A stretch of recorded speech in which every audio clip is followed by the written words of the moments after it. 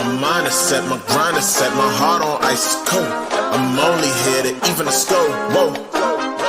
My mind is set, my grind is set, my heart on ice is cold. We down right now, but did it before. Whoa. See from here we gon' up. Made the call, I shown up. Now the game is sewn up. Say my name is blown up. We up, we up, we up, we up, we up, we up, we up, we up. See from here we gon' up. Made the call, I shown up. Now the game is sewn up. Say my name is blown up. We up, we up, we up, we up, we up, we up, we up, we up. What up, Night Nation? It's your boy Roger, and we're back after missing a week with some good news. We've had an addition to the Knighted Ones family. I'm going to wait to say who it is and give all the good details about that, but one of our very own has added a new knight, so we'll be talking about that soon. So I wanted to celebrate that first, along with a big basketball win. But first, welcome to the Knighted Ones podcast, episode number 120. We are the only podcast that features a former UCF national champion, a former UCF radio host, an ESPN analyst, and hoops player, an infamous rapper, our resident influencer, and IG star, shooting the breeze, talking UCF sports. You can tell I'm out of practice. Remember to like and follow us on YouTube, IG, and check out the 70-plus teams and conferences on the College Huddle. Okay, folks, it's been a great week. A lot of winning in Night Nation. Everything from basketball to tennis to everything in between. And Josh will tell us about the details about the other UCF sports that people don't watch. But in the meantime, we're going to start with a little football. And before we start that, I want to welcome someone special to the stage, your favorite predictor of UCF basketball. Last but not least, but always last, Josh Lazar. Aren't I first this time? And I realized I didn't even clean up my background. I got to go on phones. I've been too busy fishing all the other things that are going on here. So, yeah, that was a great game. We'll definitely get out to it after the break. Not kidding. Just after the pause for the live people. After the pause, exactly. Wow. Okay. Well, let's start off with a little UCF football news. We do have some portal news to report this week. We are officially up to 31 transfers in. We had an addition. Defensive tackle Artavius Jones transfers to us from Miami, 6'4", 310 pounds. He is entering his redshirt freshman year. He was a 4-star in high school, and he had interest and was being recruited by us in 2023. He actually visited in 2023 to UCF's campus. He was one of the top 4-star defensive linemen in the nation when we were looking at him.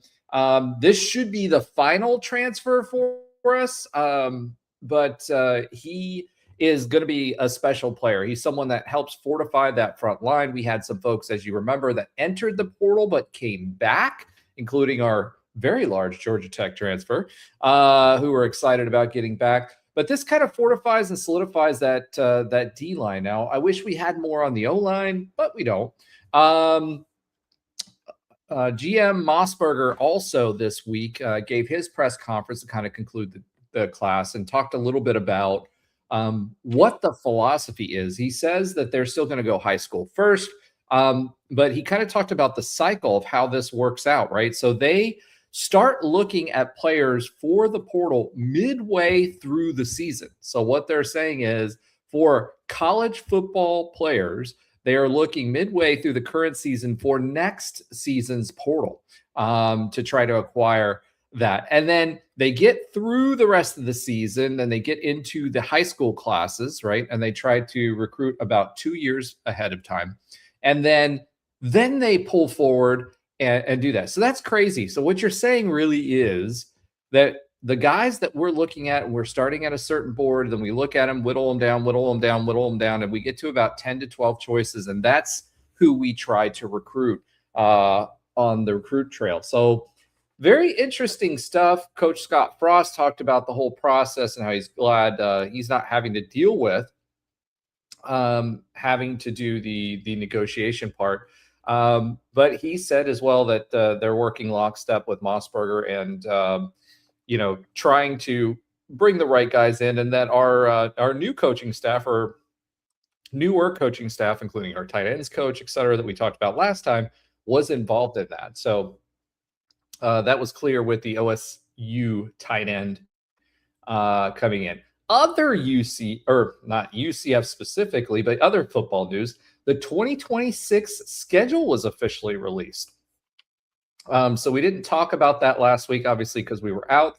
But let's run through that real quick. So first, we've got September 3rd versus Bethune-Cookman. That makes sense. That should be an easy tune-up game. Then we're at Pittsburgh. Remember what happened last time we were in Pittsburgh? Yeah. Right? Yeah, not so fun. The Pitt special. I thought we were going to win that game, honestly. Then we're back at home versus Georgia State. Then against TCU at home, September 26th. Then we head out to Houston and Oklahoma State in back-to-back weeks on the 3rd and the 10th. Then we have a bye. So that's actually a good thing because if you look at this, we've got 5 games before the bye, right? And then we've got 6 games after the bye. So about mid-season for that. Then we're playing BYU at home. That's our homecoming game on October 24th. 31st, we have Baylor at home. Then at Kansas, the return game in Week 10, November 7th, versus Arizona State, November 14th, versus Iowa State on November 21st at home, and at Colorado. So to me, this is kind of a favorable schedule. The bye week falling when it does is pretty awesome. Having to travel two weeks in a row kind of sucks, but we only have to do that once, and then we have 2 games in a row at home in conference twice. So for me, I think that that works out really, really well. BYU obviously is going to be tough as usual. If we look through the list, Pittsburgh was meh last year, so I don't expect much into next year. TCU, they weren't what they were expected to be. Houston, we'll see. Oklahoma State is rebuilding like we were. BYU, again, is going to be a tough one versus Baylor. So interestingly, they retained their head coach, which I think that actually works in our favor. We thought he might get fired after our game, and then what happened. And then we have Kansas and Lance Leopold. They are having to start from scratch with their quarterback situation, so it'll be interesting to see where they're at. And then Arizona State, again, not as dominant as they were in previous years. Iowa State had a complete rebuild, new head coach, and most of their roster left with the head coach to go to the new spot. And then at Colorado, who isn't doing much of anything. So, Josh, any takeaways from that schedule that kind of jump out at you that either A, is great, you got Pittsburgh at home, Houston at home, Oklahoma State at home, Kansas and Colorado at home. Anybody excite you from the P5 world? So for the P5 world, well, definitely going to try to find a way to double dip some work at Pittsburgh. We have some people who've been working with in Pennsylvania, so that's going to probably happen. Last time that happened, I was up in Chicago, or actually a little further than Chicago, and had to watch that on my phone. So I was not happy about that most of that day. TCU is going to be interesting. No Josh Hoover, right? But TCU is usually good, right? They usually have a solid team. They find good players. So that might be a really fun, easy test, because if we get past Pitt, I expect, Georgia State and Bethune to be good. So we're going to pretty much get into the thick of it. And this double dip back to back out in Houston and Stillwater is going to be intriguing, because we don't know what Oklahoma State's going to be with the new coach, and Houston spent a lot of money. So it looks like we have this, we'll really know who we are by the first bye, or by the bye.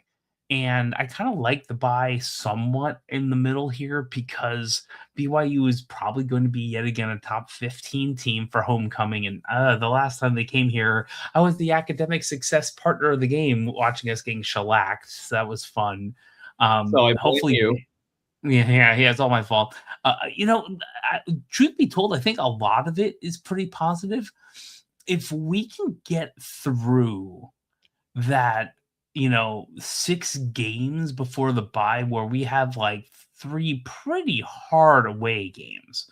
Who knows what Colorado is going to be this year? And I'm really that's kind of interesting Thanksgiving weekend game, to be honest. Who knows who Kansas is going to be? But we're going to be in the state for about 5 out of 6 weeks. And I'll probably try to find I'm working on some clients in Kansas too. I think, first of all, from P5, I like a lot of what I'm seeing. Just like good, BYU at home, Baylor at home, Iowa State at home. I'm not sure how, I agree with you. I'm not sure how Iowa State's going to be, but I like what I'm seeing generally speaking, right? There's a lot of great teams that I want to see at home. Should be some wins, but who knows? I think it sets up good. If we're 4-2, 5-1 by the bye, I mean, we're hoping, right?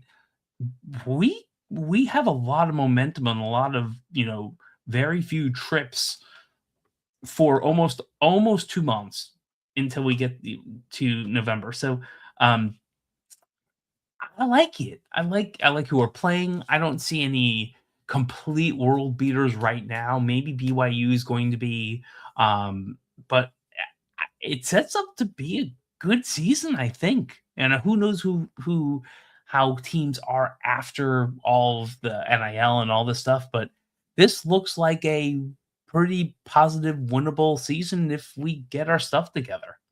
Yeah, the only big question mark for me too is Arizona State, because they've started punching money into their football program. But I could see us being 4-2 going into the bye pretty easily, which sets us up really, really, really well, given the second half of the season and 4 of those games being at home for us to get to a bowl game again. So I'm excited about that.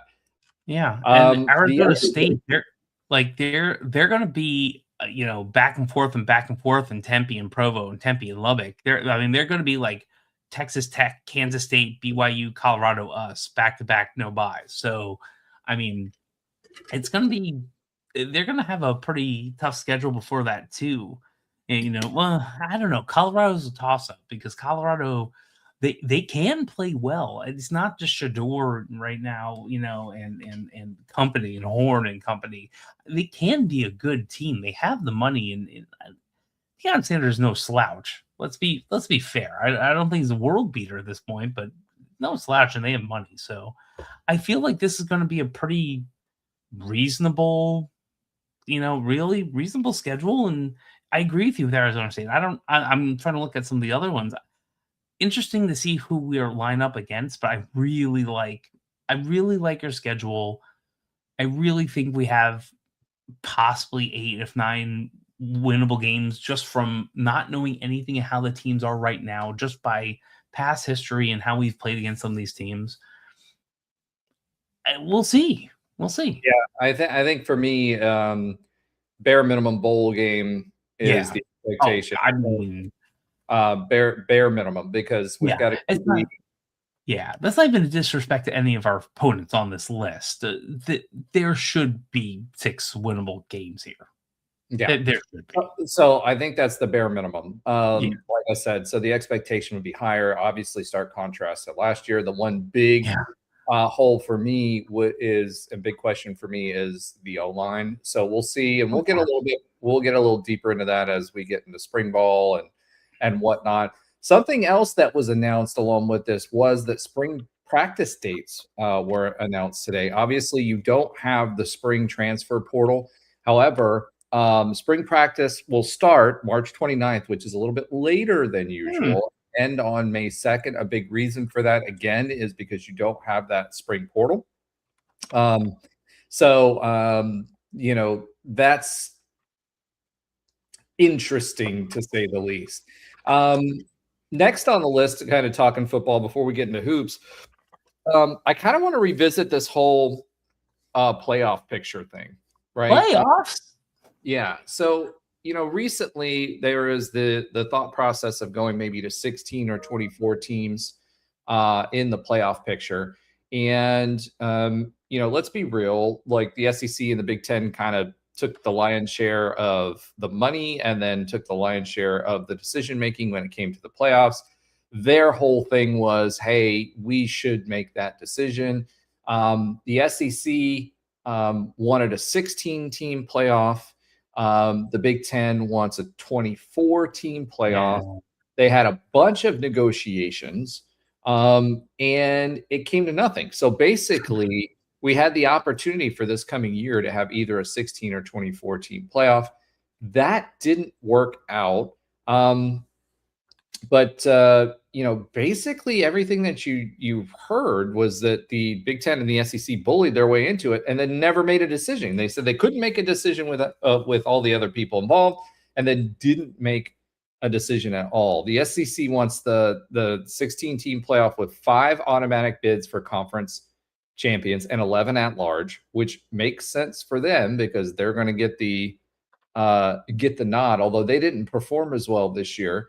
And then the Big Ten wants the 24, which has multiple automatic bids for the power league. So more of that being locked in, which obviously would be a good thing for us.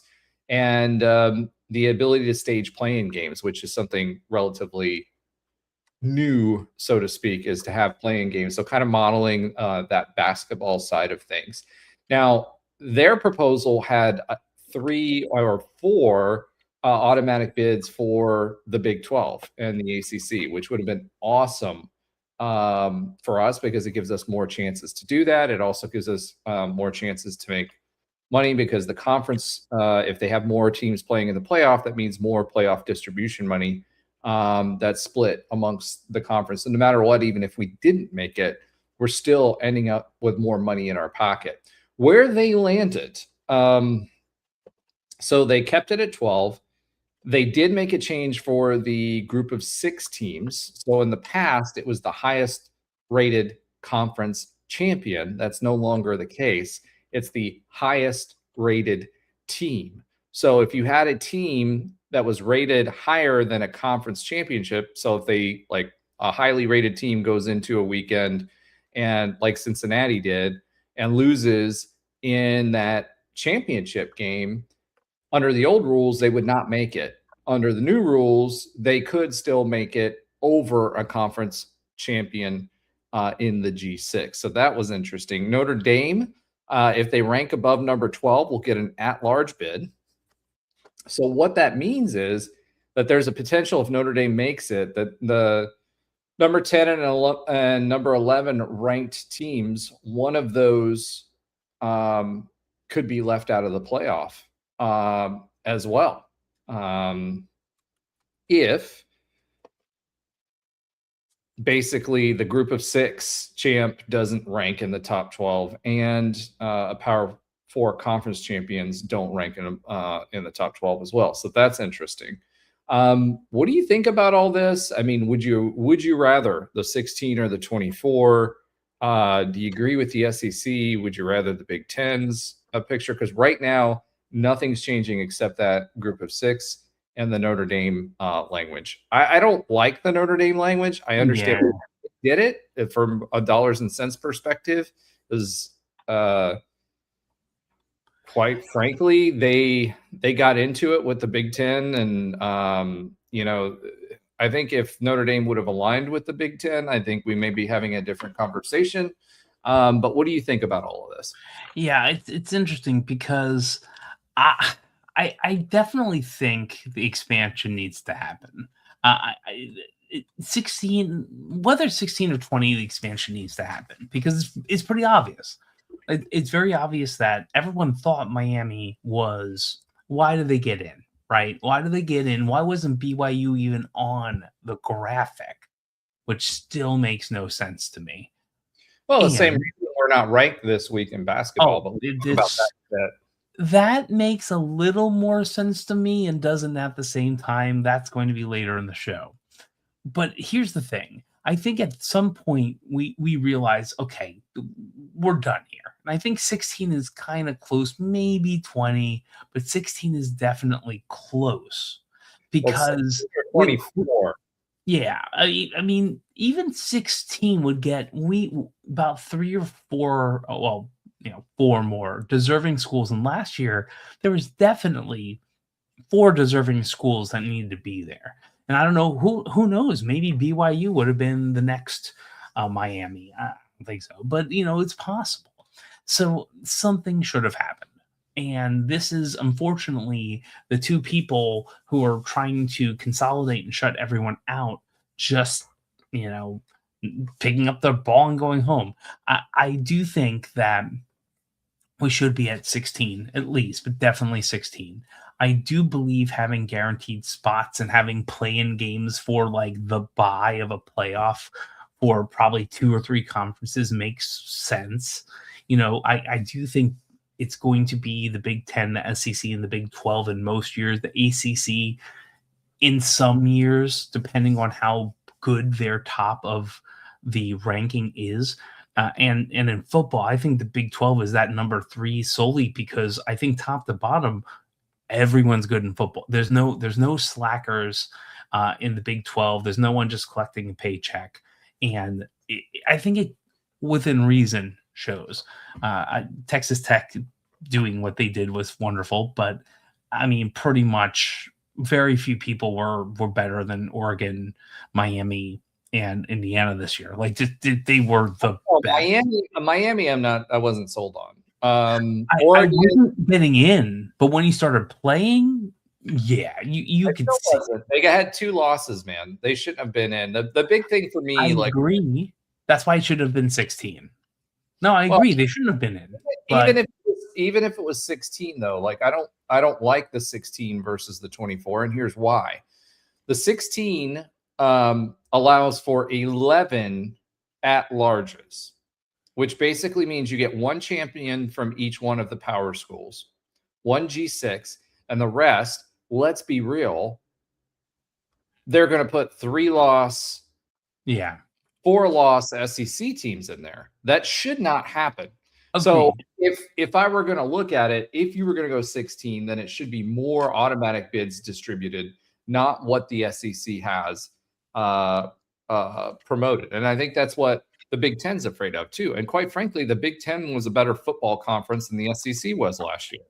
So I don't think that's good for the sport. I think the 24 at the very least, having multiple bids, even though you have more for the SEC auto bids and the Big Ten, but I think distributing that's another way to offset that wealth distribution, where teams like the Big 12, teams from the Big 12 and the ACC will get a little extra dollars. Although the ACC allows the playoff teams to keep their revenue. They don't have to share it with the rest of the conference, where the Big 12 you would. So to me, as far as UCF is concerned, I think that the 24 team would be the better option.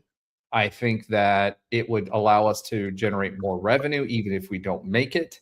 And it keeps more equitable footing when it comes to playoff participation versus someone like the SEC, because I think the SEC would absolutely, and ESPN, since they own it and they own the SEC, would absolutely, basically tip the scales in the SEC's path. And I think the Big Ten sees it too, and they don't want that to happen, which is why they're saying what they're doing. They're not doing it out of the kindness of their heart or fair play in college football. They just don't want the SEC to get the treatment that we've seen them getting over the past decade. I mean, since Nick Saban's been there, really is when the SEC really took off. So that's wrong. You're not wrong. I just think they're not going to go that step that far. I think realistic is going to be a 16. You're right. You're completely right. I just don't think I don't think it's any way, shape, or form ever going to. I won't say ever. I doubt it's going to happen.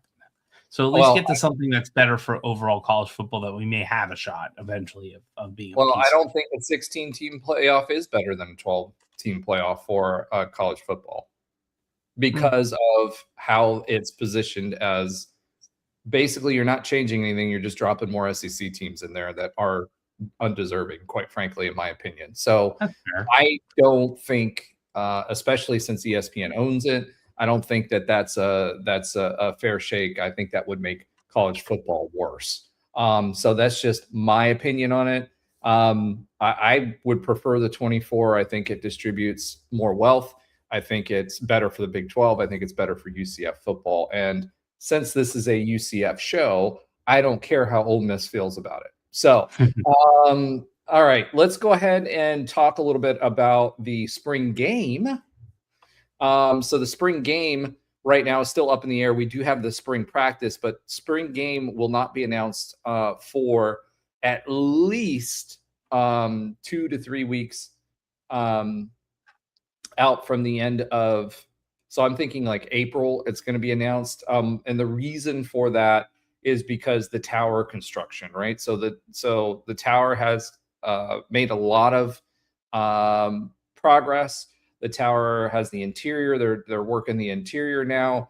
But from an ops standpoint, any sort of production that they're going to have to do, like they're not going to have an announcer booth because it's gutted. They're not going to be able to run cameras or a video board, no press box, all of that stuff. So it'll be interesting. As it stands right now, that's all in question. So if you're going to host a spring game, what they do with that, whether they just forego it this year, or whether they try to do something like going to the Citrus Bowl or maybe Orlando City's stadium or something like that, it'll be interesting to see what happens there. I'm going to guess they may just forego the spring game this year altogether. Scott Frost doesn't like to do that anyway. And in today's college football, a lot of that has to do with checking out talent on the field and then pregame prepping. So we won't know until mid-April whether they're going to do that or not, one way or the other. News today that the illustrious former UCF head coach Gus Malzahn has officially stepped off the Gus bus and is retiring. Listen, rumors were that Gus was trying to get to Arkansas, interviewed for the job. They went a different direction, and that they were trying to get rid of him at FSU. I think he basically pulled a reverse Uno. So he took care of us. He took care of FSU. And quite frankly, I think it's the right moment for him to step down and retire. I think he should have done it after UCF. More power to him. He's made enough money in college football. Like, go spend time with Christy and the family. Nothing against the guy. And, he obviously helped us out by stepping down. But with the buyout situation, as far as FSU is concerned. But I'm glad he's retiring. And, I don't think it's on his own terms, but I think he's come to the realization that it's time to hang up the headset. Yeah, I 100% agree. It feels like something that had his hand forced, but you know what? That's okay. Sometimes that's perfectly fine. Even if he didn't come back after Christie's medical issues, I think we'd all be okay with it. Even if he retired last year, I think we'd all be okay with it. I think So I met him multiple times, mostly as an academic versus a sports fan. And generally speaking, I had nothing but praise. Like the way he talked about the team and the people he was, working with and building up. It's very positive. So I think it's another one of those, like there's a lot of positive things there that he had when he was working with student athletes, and also might be another one of those is a lot different until everyone got paid and he's just not willing to deal with it anymore. He has enough money. He has like 5 million, Waffle Houses. Like money is not the issue. It's kind of like Johnny Dawkins, he'll know when he knows. And he said that a couple times. He'll know when he's done, when he doesn't have more to give. And Gus might not have more to give. And let's be fair. FSU wasn't the best team in the world last year, but they scored a ton of points and different games. They had the yardage and the offense was significantly better with him. Now maybe the play calling wasn't everything it needed to be, but that's life. And it looks like Norvell is taking over play calling again, which we'll see what happens. Well, So former UCF coach became the OC today. yeah, Ice. Tim Harris. Yeah, I saw Tim Harris being the OC, and I think that was a natural progression too. You can see his growth through here, and I think he was an FIU. I forgot he was FAU or FIU down south too before coming up here. Probably FIU because he was a big Miami guy, generally speaking. So I think things are happen the way they're supposed to happen, and I think this feels about right. Whether purposeful or not, going off on your own terms, having the funds to do whatever you want, taking being with your family and your wife and your daughters, retiring probably somewhere in Arkansas sounds wonderful, right? I think most of us would love to do that. So wish him the best. Maybe he coaches a high school team back in Arkansas or somewhere else, hangs out with his family, kids, grandkids, and enjoys time away. Yeah. And I do think that, back to the Tim Harris thing, I do think he waited this long to make sure that Tim got the job. So yeah, he has been known for doing that as well as trying to get people promoted. All right. So one weird bit of interesting football news coming out. The Fiesta Bowl has announced the creation of the first ever National Collegiate Women's Flag Football Tournament featuring 8 Division I universities. Florida is there, and your UCF Knights. So nice.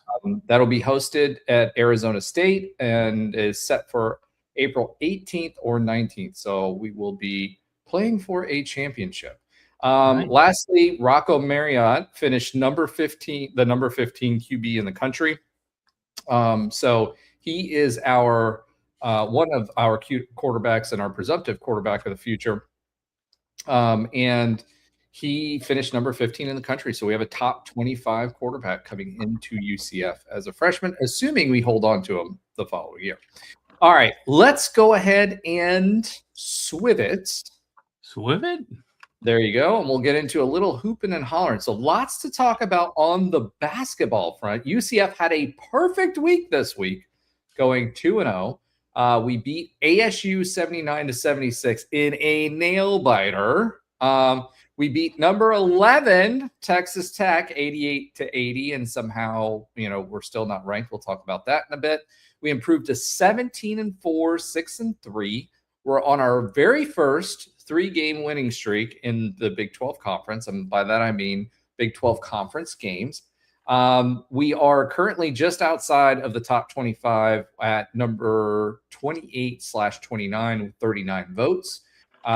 We play number 8 Houston next on the road, and we'll go over that game as well. But let's go ahead and start with the ASU game. Wow, we were trailing most of that game. We were not shooting very well.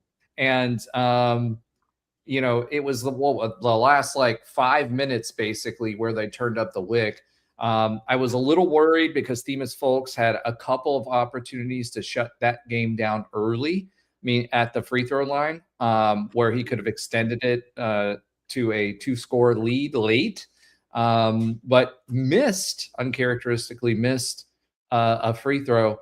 And then we had a turnover as well. So, they definitely made it difficult for us.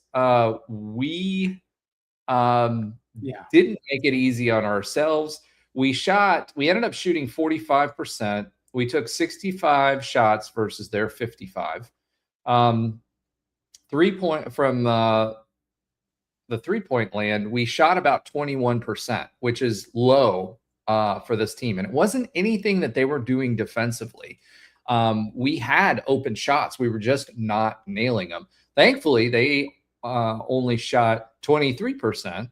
Or we shot 32. They shot 43%. They were 10 from 23 Free throw line, they didn't do as well either. They shot 70, we shot 74. However, as is characteristic for this team and something we've been yelling about and screaming about for the better part of probably 5 years, is rebounding. And we out-rebounded them 40-28, 13-5 on the offensive boards, 27-23 on the defensive boards. And that's important when we talk about Texas Tech too, because that is a reason that we won. And when we beat Houston, the previous years that we beat Houston in 2025, we beat them. We lost, or I'm sorry, we didn't beat them. We beat them once. We lost by 1 point once, 69-68 in a nail biter. That's what Houston does. That's their formula for success, right? And when we get into Texas Tech, we'll talk about the role that Burks plays in all of that and how the gamesmanship and the strategy that went into that game ultimately led to success. In addition to that, the assists 16-13, steals 7-6, blocks, they had 5 blocks to R2. They had 10 turnovers to R9, so got those turnovers back down again, which is super important. Did the same thing at Texas Tech. I feel like, I don't know, the refs got less involved in the Texas Tech game, which was nice because usually when we play a Big 12 conference opponent that's top 25, we get the short end of the stick when it comes to that. There was definitely still some questionable refereeing in this Arizona State game. And something I've never seen before, one of the refs got hurt at halftime, and they were running with 2 refs, which is nuts, which means that they were calling it way more aggressively on fouls the second half of the game versus the first. There was also that situation, I can't remember, was it Texas Tech or was it Arizona State, where Riley Kugel got into the bench and started John with the bench a little bit, and their head coach came out. I think that was Arizona State. I didn't see that at the Texas Tech game. Yeah. So, they have a little bit of a hot head of a head coach, and he got into it with Riley Kugel, and he was pulled back.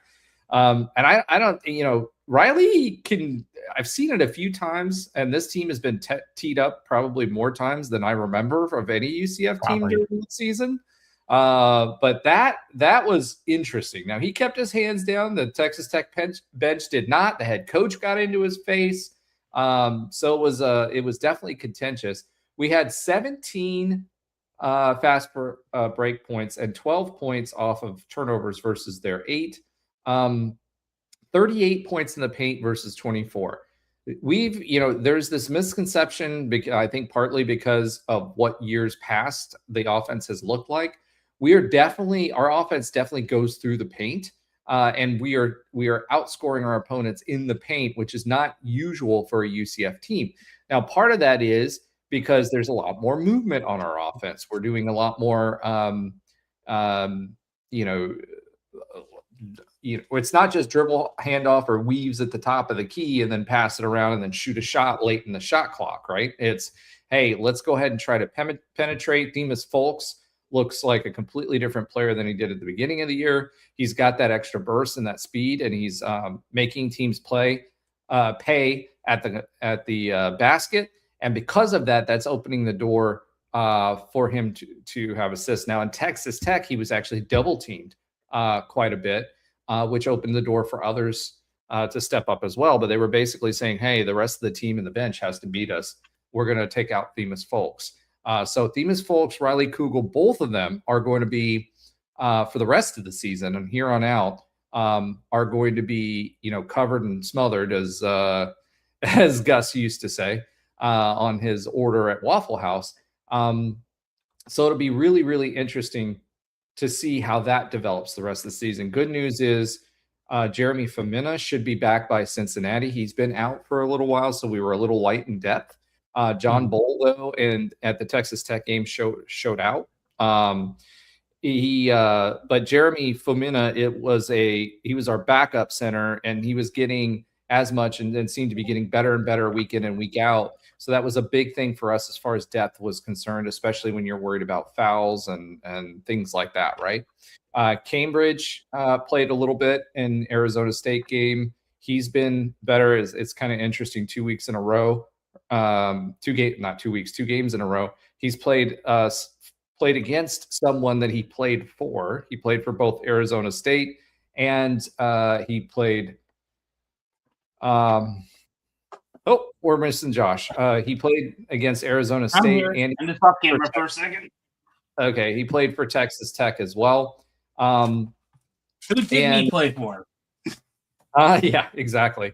So, overall, this game against Arizona State, it shouldn't have been that close. This Arizona State team was not great, but we just had an off game, but we still managed to win. So, playing tough games, playing from behind, this team has been able to show that consistently, and that's going to serve them well in the tournament. It was interesting after the game against Texas Tech.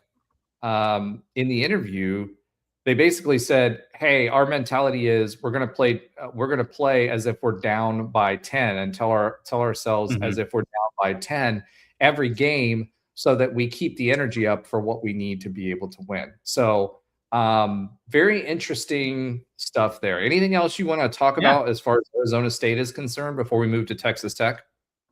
So Arizona State, unfortunately, I didn't get to see the whole game because I was at a conference. So I was in Texas at the time, which was fun coming from Texas and seeing Texas Tech within 24 hours.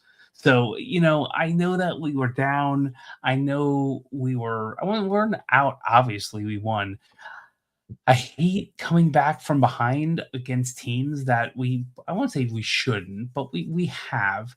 And I will say this, in previous years, we know what the results would be. It'd be very clear. We probably lose those games.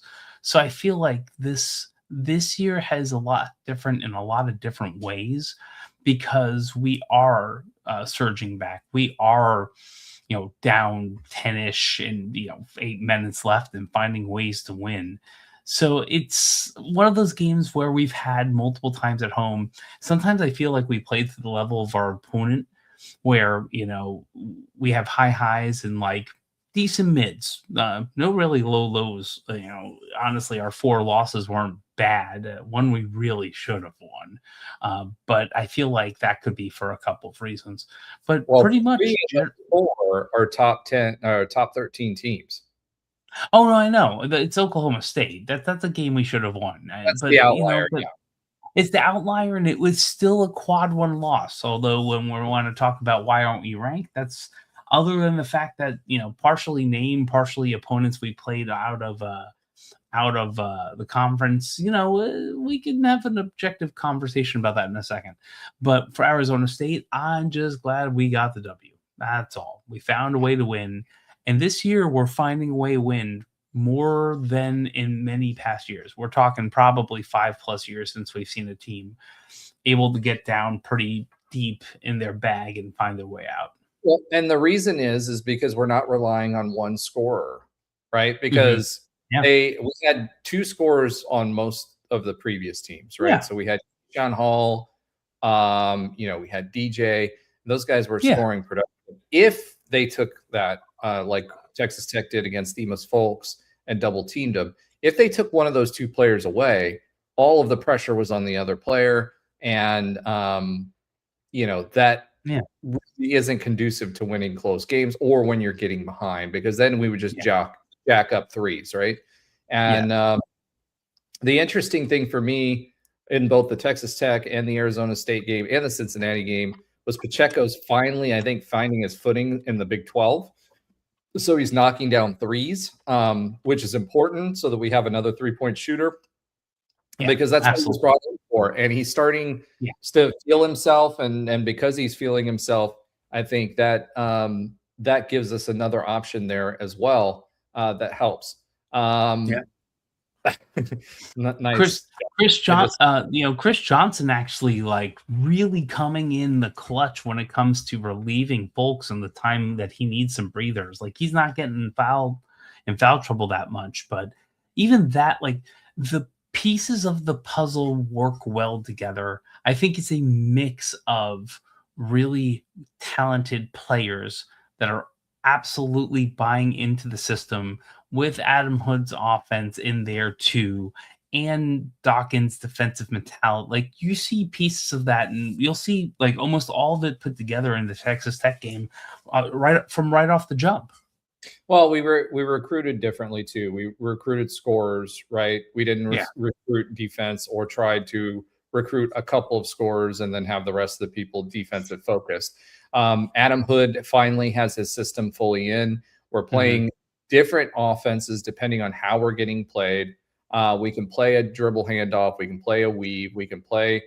We can get it into the 10 to 15 feet away from the basket and make that. How many times did Themis Folks against Texas Tech hit a fadeaway in that area? So that means you can break up zones. We've been playing press lately, but offensively, there's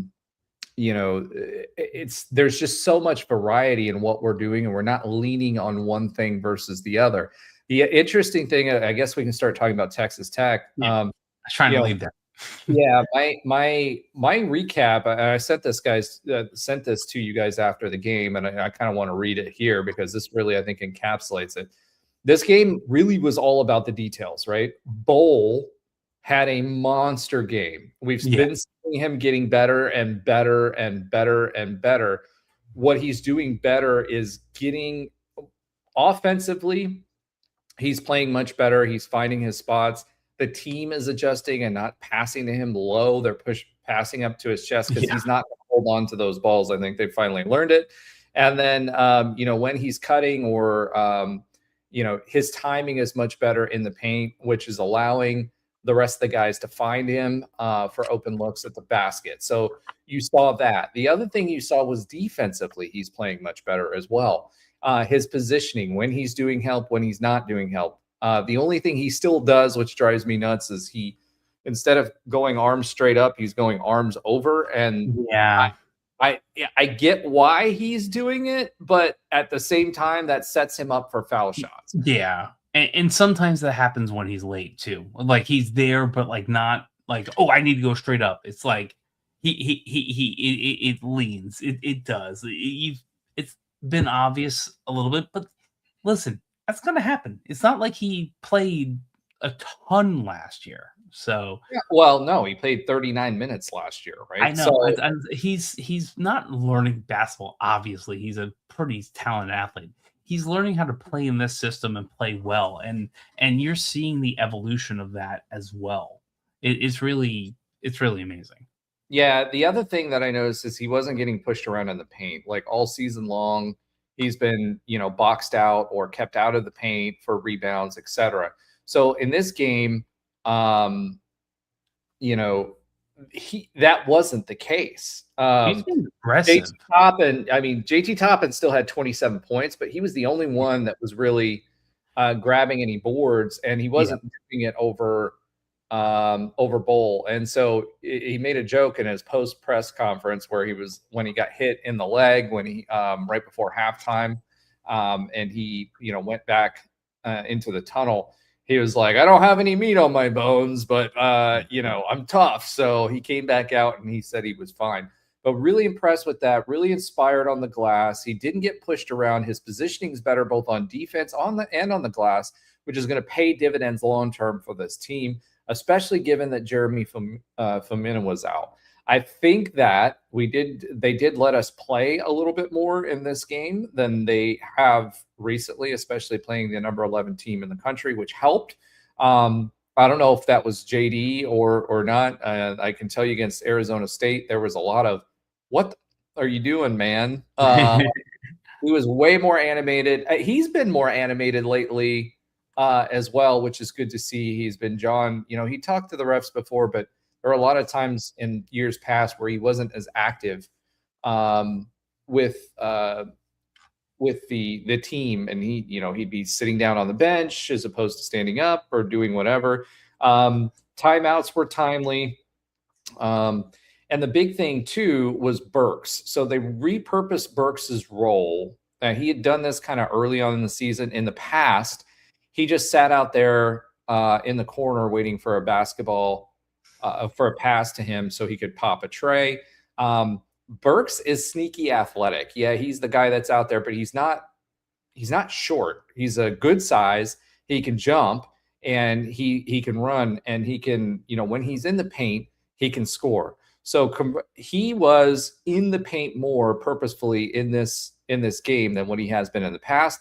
He was grabbing rebounds, which I think between Stillwell and Bowl and having him in there, having three guys in there grabbing the boards, rebounding was super important for Texas Tech. It's one of their keys to success. And the fact that we had three of those guys in there that were fighting for boards, I think was extremely important when it came to this win. He still had 17 points. Most of them were on the paint. He was 5 for 7 in the paint. He was 1 for 1 from the three-point line, so he had a great game. He had 4 rebounds. Jermichael Stillwell had 10 in this game. Bull had 10.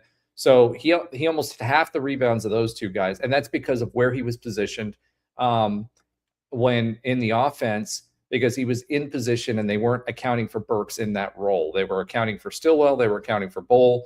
And then when they adjusted, it opened up things for Bull as well on the glass. So that was a sneaky good.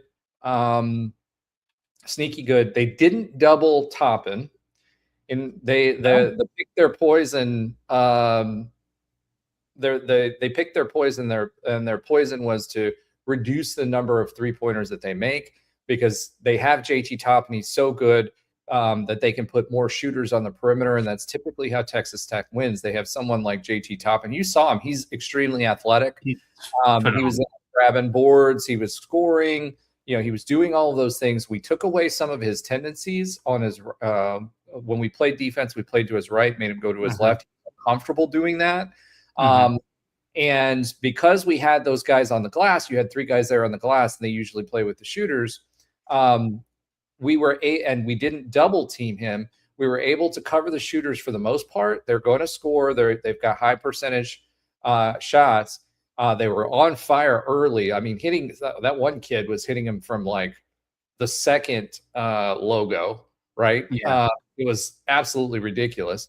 But they cooled off towards the end of the game, and that allowed us to keep it. The other thing that happened here is we started with a bang. We did not. This team did not look intimidated. They looked confident. They were scoring. We jumped out to an early lead, and that allowed us to sit Themis Folks for a while as well. Chris Johnson, to your point, we've been talking about him all season. He's a good enough point guard on his own that I think Johnny's finally got the confidence in him to allow him to run the point for more minutes, which keeps Themis Folks' legs fresher in the 5-minute mark. They sat him way earlier in the second half than they typically would. I think it's around the 11-minute mark. And then brought him back in with about 4.5 minutes to play, which means that he had fresher legs than what Christian and those other guys did from Texas Tech. And you could see it made a huge, huge difference. And that was especially important with Riley Kugel being sick and under the weather and sitting out early. So again, CJ, like having something like that, like someone like that to come in and to be able to take over at the point and not have that much of a drop off. Is he Riley Kugel? No. Is he Themis Folks? No. But he can drive the paint, he can kick, and I think he could be as good as Riley Kugel long term if we can hold on to him, because he's a really, really, really good option for point guard, and that helps us long term, especially when it comes to tournament time, as you play more games more frequently and you get beat up. And having a guy like Chris Johnson, having Jeremy Famina, like having those guys, that sets us up. And I think right now, if correct me if I'm wrong, but I think this is a tournament team. I don't think there's any question that this is going to be a tournament team at this point. Unless now they fumble the bag bad, but they're probably not. No, it's going to be, yes. And so it's I'll tell you this, that game was phenomenal to watch for so many reasons. And let's just start off the top. You talk about how we started strong. We started with actually doing a full court pressure to get them to 20 seconds left on the clock, with not just a show of pressure, then back off and you take it for 5 minutes. It was a show and a switch back. And did they get the ball in a turnover? No. But I think we discombobulated them at the top. And let me explain why that's useful as a recent thing that happened within the last 5 actual minutes as we are live here. Right now, Texas Tech and Kansas are playing each other in Lubbock. Kansas was up 35-31 with 16 minutes left in the second half, 16:50 or so. Within the last 2 minutes of game time, Texas Tech went on an 11-1 run. They're up by currently 6 points, which was 2 3-pointers real quick, 2 turnovers, and 2 dunks, or at least 1 dunk. So that's the type of team they can be. And they did not do that almost any time during the game that we were watching. They can score quick. And they can score threes quick. That first 6 to 8 minutes of that game, maybe about 6 or 8 minutes of that game, we showed pressure. We switched up different coverages. We actually did the defensive things that Dawkins, I keep trying to say Donnie instead of Dawkins in my head, but Dawkins wants to do. Mixed with it, now the offense was good, but not amazing that first 6 minutes, but was really good. The crowd was really into it. I honestly think from that point forward, that changed up their mentality for a while. Yes, did they tie at some points? Yes. Were they up for a little bit? Yes. But generally speaking, that just ran them right off of what I think they thought they were going to get at. And people might forget they had a full week to prepare for this game. And even in the presser, their coach was talking about how we prepared for things, but we just kind of got hit in the face, if you will. And so in that game, a couple of things were definitely clear. That was one of them. Well, defensively too, just to add on to your point, Yeah. the coach said their coach said at the end of the game that they were out of position defensively. They weren't where they didn't stick to their plan and what they had talked about. And, part of that is the players, but a bigger part of that to me was the offense, right? Because they clearly had a game plan. Take away Kugel, take away Fulks, and make the rest of the team beat you. And when you do things like reposition Burks and not play him like what you would see on tape, this was absolutely, and having less time to prepare, this was absolutely a masterclass in setting them up. It's always harder to win on the road, but the strategy clear, right? It was clear. And so, yes, and there's a couple of pieces to that. So one, they didn't know Riley Kugel was basically, I wouldn't say worthless, but like probably shouldn't have been on the court. Like when you're isolating him because he's, and I guess there was, so a couple of things, if you haven't been reading some articles, other places, or seen some videos or images.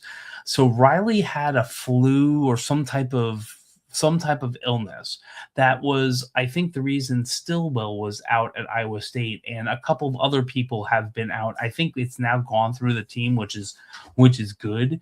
I don't think it's why Fumena is out. Fumena is something else because you can kind of see him walking around. So that's probably something else. But this has gone through the team, and I was there and I didn't read up on all this beforehand. And I was, sometimes Riley takes some offensive plays off and whatnot. And it's really hard to get in your game when you're feeling like that. Right. So, or anytime you do anything. So I feel like that was a piece of it. And he was already kind of taking himself out. So then you're focusing on the other things. The other pieces were they were switching on everything. They were switching on everything where Bull was guarding Anderson. Like Bull was guarding the 1s and 2s. And honestly, he held his own pretty darn good. I think that was by design though. Because no, absolutely was. The one time they tried to switch when Fulks and Bull tried to switch at the top of the key, and I think it was Anderson or one of the amazing 3-point shooters, and they have them. Once they switched, the guard saw it, just straight up pulled up while they were flipping, had no one around them, and buried a 3 at about 28 to 30 feet. Like in my head probably said it out loud, is like, just stay on them. The worst case scenario is they drive fast and you get a 2, which isn't a 3, which they were hitting pretty decently. Actually, they're hitting everything. They were at like 25 for 40 shooting percentage somewhere in the early second half of the game. It was insane. So that's fine. Switch everything. Who cares if you get the 6-foot guy on ball? He defended out of his mind at 26 plus feet. Like the John Bull chance started when he created a turnover back near in front of the Texas Tech bench with active hands. It wasn't a dunk. It wasn't a turnaround. It was that. And that's when those chants started, because he was playing out of his mind. Well, I think the other part about it is, to your point, they ended up shooting 38%, which is well below their average of 51. Yeah. Johnny Dawkins did have, they did have Bull out there to, I mean, think about it. If you're a 3-point shooter, you've got a normal arc that you're shooting your shot at, right? You've got a guy who's 7 foot tall, plus his wingspan of over 7 feet, right? So you've got that in front of you. You're not going to be able to shoot over that person. It wasn't easy.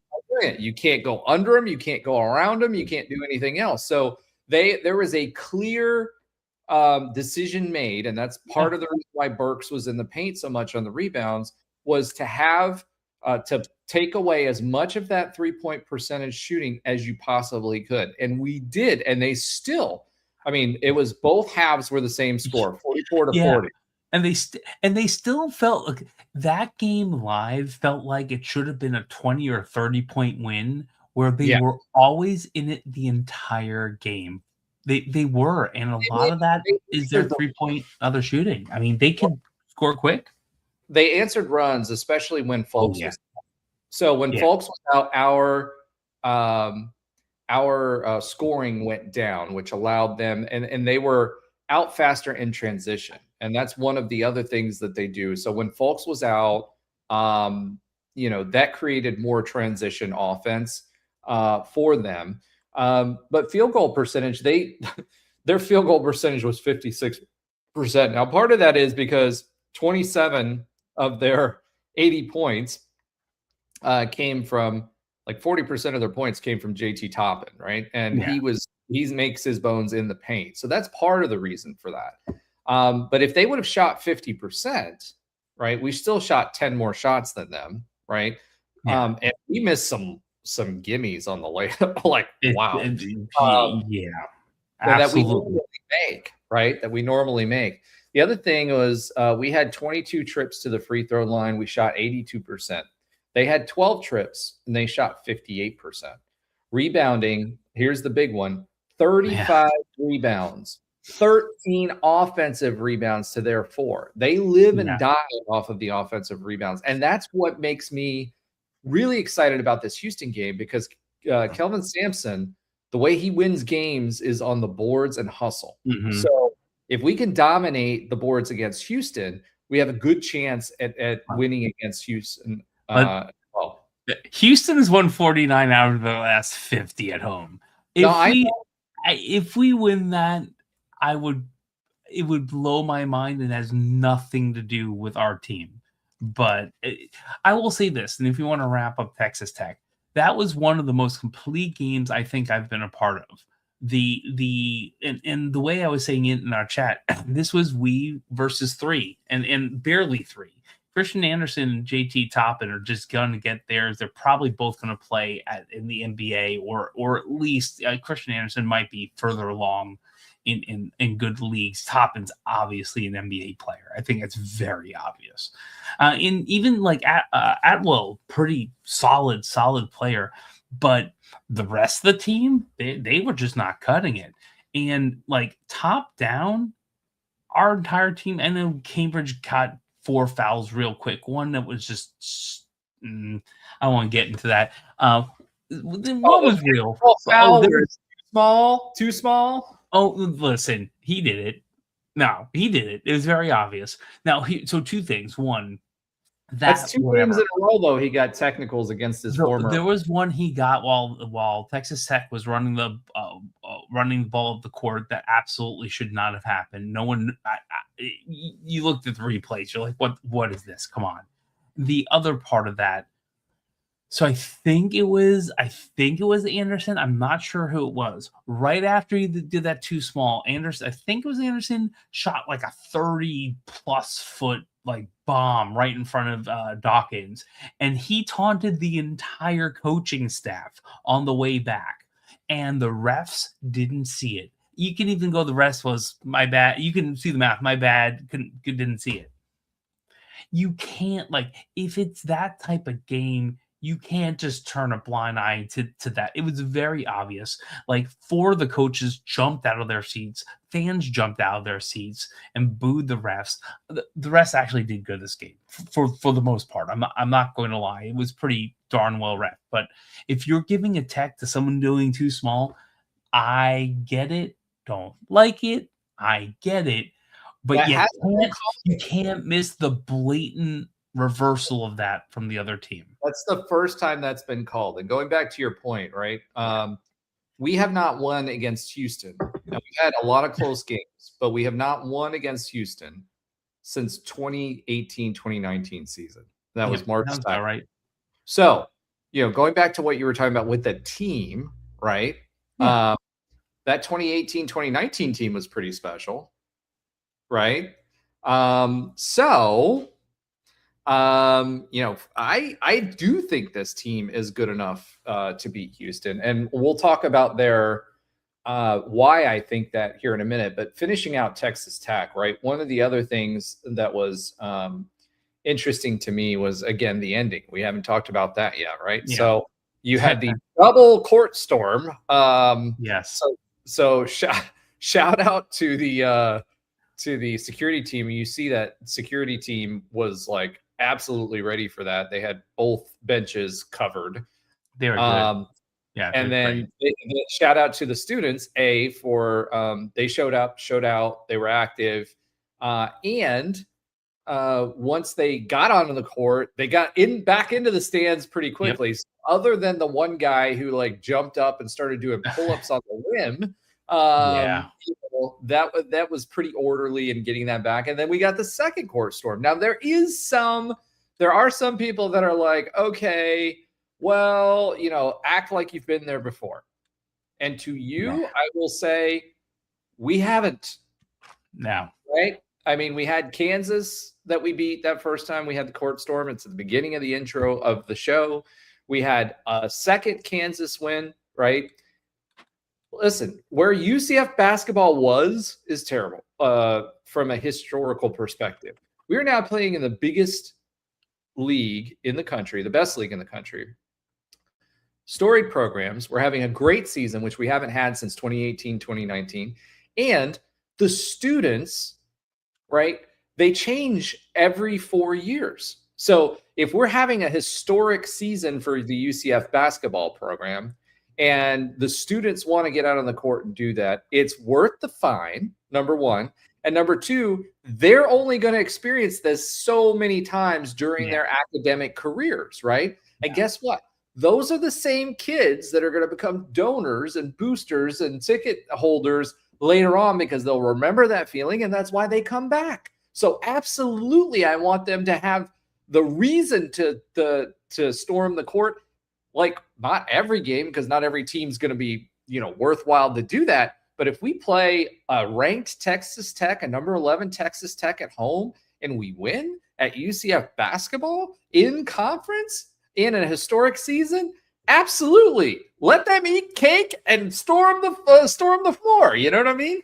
So to me, I don't agree with that.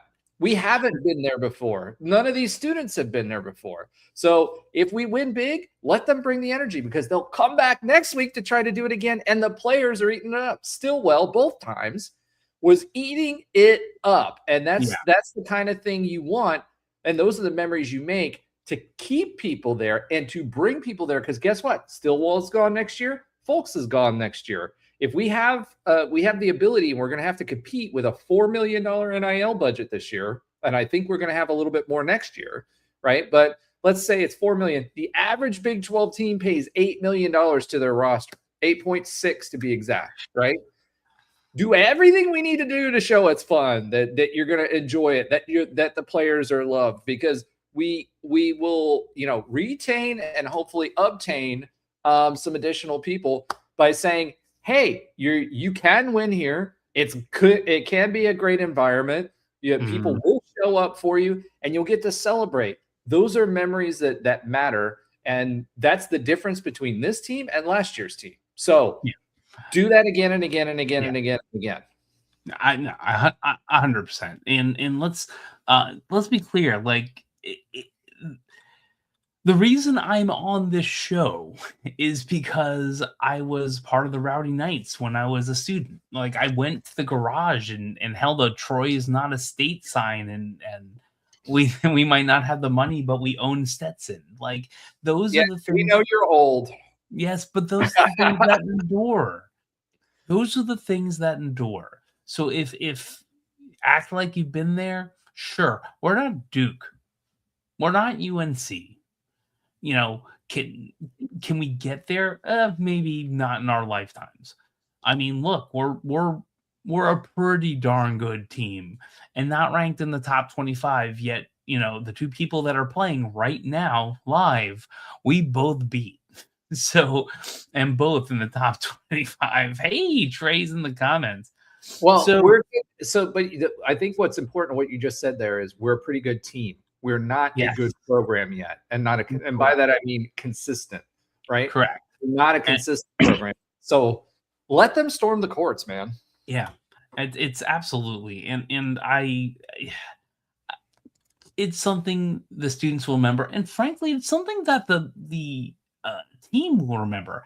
If you want, these are things you can put on film to show people when you're trying to bring them here beyond money. And yes, I know money is a part of it, but you can give a bunch of people money and it could be a snooze fest, right? Cash rules everything around me, but sometimes cash and plus ain't bad, which is my new song by the Josh Tang Clan. So I will say this. It was a phenomenal experience. The 2-time court storming allowed me this week. I know football wins. There'll be more next year, it sounds like, or later this year. So I will say this. The 2-time court storming allowed me to get over to the student section, which was pretty fun. I don't think I've ever. What? Yeah, it was on the shorts. It got over 1,000 views. How do you not look at the metrics? I do look at the metrics. Yes, I was on there. Yeah. I don't think I even stormed a court when I was a student, because the only time, there was only a couple times where it was appropriate. One was at the Marshall game when we went from 0-17 and won, and I was a young UCF employee / student then, and I was like, I don't want to get in trouble for being on the field on the Citrus Bowl. So whatever. So yeah. Now Ben was there. I'm sure he was. He was helping. Yeah, I know. He has good leverage with his hand. Yeah, I would have been there too if I was not too chicken. Now I think we're all good. Texas Tech up by 10 versus Kansas, by the way. So this is that team that's probably going to beat Kansas like we did, or could beat Kansas like we did. We're a solid team. It was a solid experience. And truth be told, I'm looking at the schedule. There's not one home game that's going to be like that. No one's storming the court to beat TCU, which might be our best home team anymore. But it doesn't mean we're not going to be loud and watch great basketball. So let's talk about that a little bit, okay? So we'll shift gears a little bit. Texas Tech, great win. Storm the court. Storm the fort, storm everything you can. I don't care. Let's talk about where UCF stands in the Big 12 right now. Okay. So right now, UCF is number 6 in the conference.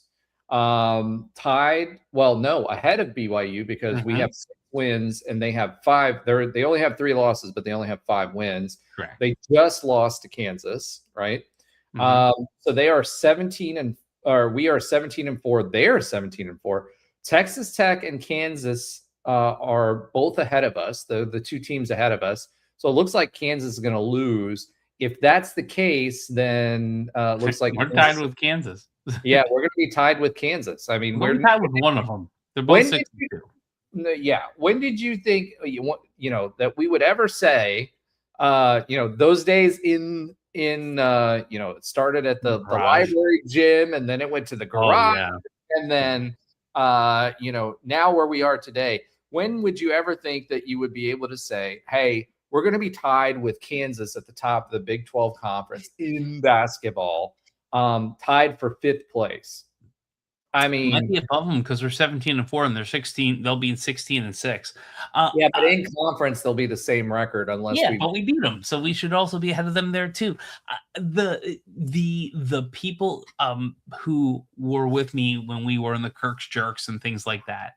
Oh yeah, like it's insane. It's absolutely insane. This is just not normal. And well, I mean, also insane is Arizona being 22-0, but that's a whole nother story. This for us, And we this almost is beat Arizona. we had a darn good shot. Like they are a beatable team, and I didn't even take a look. Like we're probably one of the closer teams to get to them. Easily have to be. We're a darn good team. We're playing the basketball that Kirk Spiraw would have been proud of, like the very much, and sure Ben would echo this. The ball's being shared. Defense is pretty good. It's not elite, but you know what? We also have elite scoring, so we're great. We're fine there.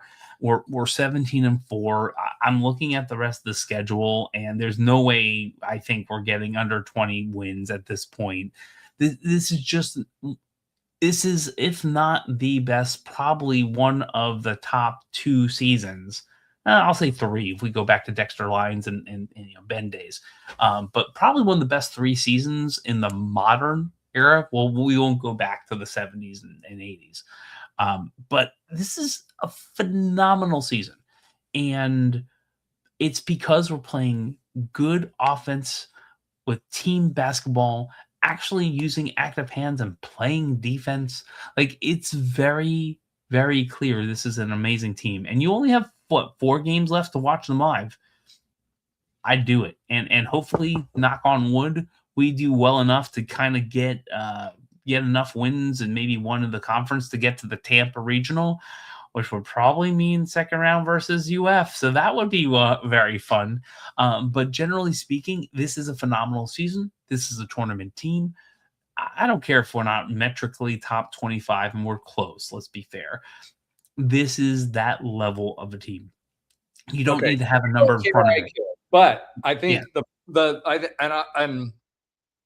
I may be right. I may be wrong on this. You may be crazy. I do think that the voters looked at, okay, they're up against number 8 Houston. We're not going to drop them in and then them get right back out because they're playing number 8 Houston. Nah, they probably just saw Tennessee and said it was only one spot open. Only one spot popped in. We weren't knocking on the door, if you will. And truth be told, Tennessee, well, listen, we beat Houston. We're in.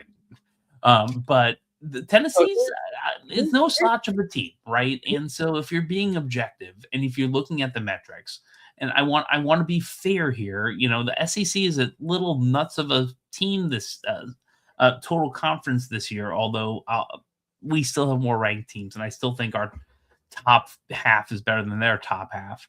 But Tennessee not doing too bad overall. They were 2-8 against the Big 12 out of conference. So tell me why the SEC. No, seriously. And their number 1 team we beat at their place earlier. They beat Texas A&M.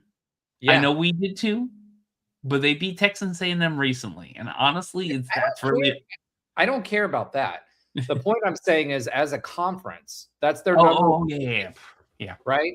And we are now, according to the rankings, the 6th, tied for 6th best team, maybe 5th best team for a night, depending on how we do against Houston, right? I'm sorry, top to bottom, the Big 12 outperformed the SEC. I agree. We have better teams. We have better basketball. There's no reason why the SEC should be where it's being ranked. So let's look at this, right? So you've got Arizona number 1, so number 1 team. Then you've got Michigan with only 1 loss, which is crazy. That's insane too. UConn, it is. UConn, which is only 1 loss. Duke, which is only 1 loss. No argument for any of those. No. Illinois is 19-3. Gonzaga is 22-1. but it's Zags, so they'll get it. Iowa State is 20-2, and they beat us like a scalded. Well, I'm not going to say that because that would be okay. But they beat us. Houston is 19-2, so we have an opportunity to make a statement tomorrow. Nebraska, really good. They spent a lot of money this offseason for their team, 20-2. Michigan State, 19-3, is a little bit of surprise. Then Kansas, who we've beaten, 16-5. Purdue, which is 18-4. Texas Tech, who we've beaten now. North Carolina, 17-4. Vandy, 19-3. BYU, 17-4. Florida, Virginia, St. Louis, Clemson, Arkansas, St. John's, Miami, Louisville, etc. Now, the coaches poll, they have A&M in above us. I don't think A&M should be above us. They are 17-4. We play in a better conference. We have the same number. I guess Trey's kind of announcing. We'll talk more about that later. If you guys are listening, you will have to watch the replay to see what the big announcement is. But we were saving that, Trey. But we missed you too. That being said, no, you're not wrong. You're not wrong. A&M should not be up there. Sorry. Agreed, but I will. I usually don't argue for other teams that aren't us. Tennessee beat Houston. Of those 2 wins, one was Tennessee versus Houston. Tennessee has also beaten Alabama, whatever. They have some pretty stupid losses too, but they've beaten some good teams, including Houston. I get it. I don't necessarily agree with it, and it doesn't matter what I care about. I'm okay with the team having a chip on their shoulder as long as they can, because truth be told, of the games that we have left, there's only probably 1, maybe 2 that we're probably going to lose. We have a shot of winning all the rest of the games, period. And probably, I'll call 3 we're probably going to lose. Maybe the 3 that you think we're probably going to lose. Who are you calling? So I think at Cincinnati, just because of stupidity, just because we have problems there, we should beat them. But my guess is that in the next 10 or so games, at 10 games, the next 9 games, there'll be one what the heck. That's why I'm saying 3. Houston, look, if we can be number 2 out of the last 51, I'd love it. I don't see it. I know we can do it, but we'll see what happens. At BYU, again, BYU is a darn good team. Could we win? Absolutely. Are they pretty much their only loss until they got into conference was a 2-point loss to UConn? Now, again, they're not playing world beaters, but they also took care of the business we took care of generally when it came to our Big 12. Lost to Texas Tech away. They lost to Arizona at home by 3. Lost to Kansas at Kansas. These are respectable losses, if you will. Not one of their losses is to anyone ranked under 15. So we have a shot, right? Because we've beaten Kansas, we've beaten Texas Tech. We haven't beaten anyone really, really good on the road. That'd be a stellar win. And honestly, even if it's a loss, it's going to be a quad 1 loss. So, and BYU still has all right. They might be licking their wounds by the time they get to us, because they're going to be at Arizona 6 days before and versus Iowa in Provo 3 days before. So I don't know. We'll see what happens. But if you're asking me where I think there's 3 losses, probably those 2 and 1 rando. But I think we'll win the rest. Let's start with the next game up, which is Houston tomorrow night. Okay. So here's why I think we can and may win this game. And the only reason I'm not saying it's I think we will win this game is because it is at Houston and they play really, really well, and it's always hard to win on the road. However, when you look at the stats, UCF outscores Houston 84-78 on average.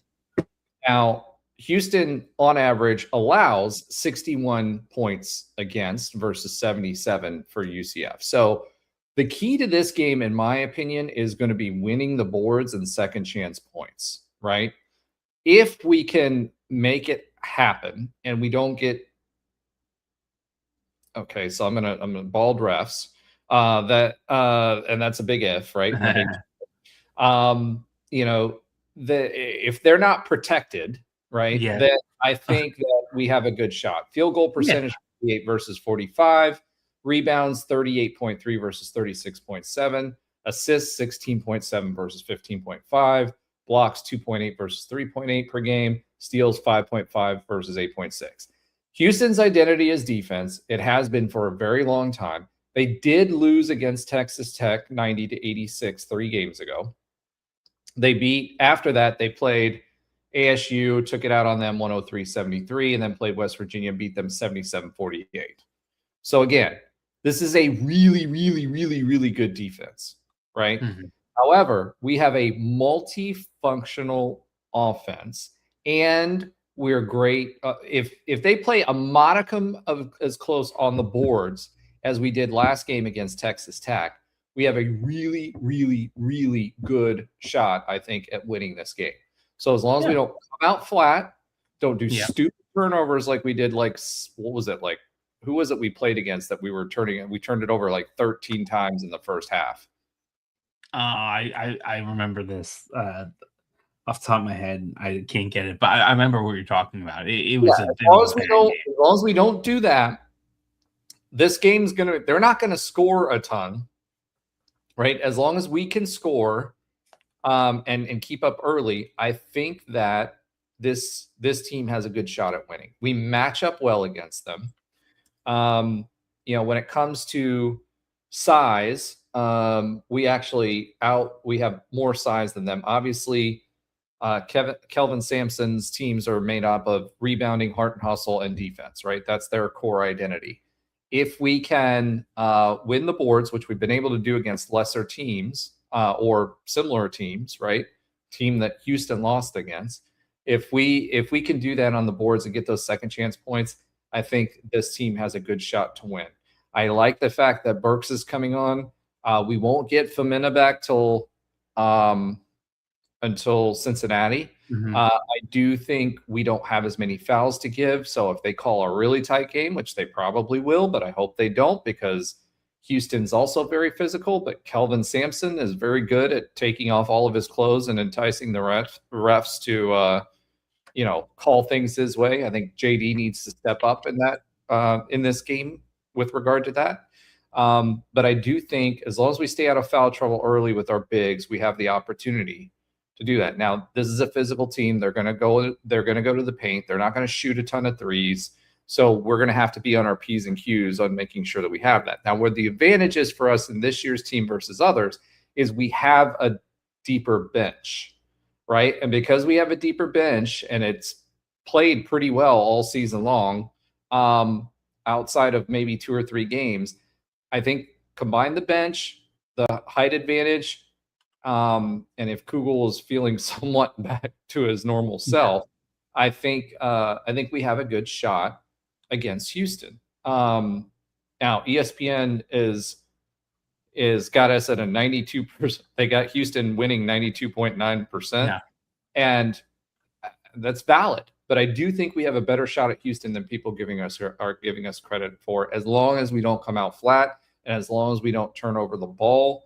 And if we stay around that 9-10 turnovers, I think we'll be okay, because I think we're going to get them on the glass. And that's one of their main identities, is speed and transition. They're going to hustle the whole game, and they're going to try to beat you in transition. If we can score and keep out of trouble when it comes to turnovers, I think we'll be okay. And the way you do that against a team like Houston is you pass the ball, because they're going to have active hands, and that's how they get their steals. They're going to clog lanes and active hands. Don't pass across the paint. Pass around the perimeter.